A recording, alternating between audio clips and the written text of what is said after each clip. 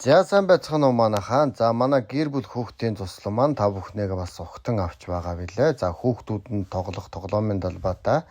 За тэгээ манайх Монгол эдээ шүүс зоог нь гарч байгаа. Зандаа шинэ бүтээгдэхүүнээр маш чанартай хийдэг учраас заавал бэлтгэл ажил цаг ордог байгаа. Тийм учраас та бүхэн маань 1-2 хоногийн өмнө захиалгаа өгч манай гэр бүл хүүхдийн тусланаар ирж зоогон барих боломжтой Монгол сайхан зоогнуудаа.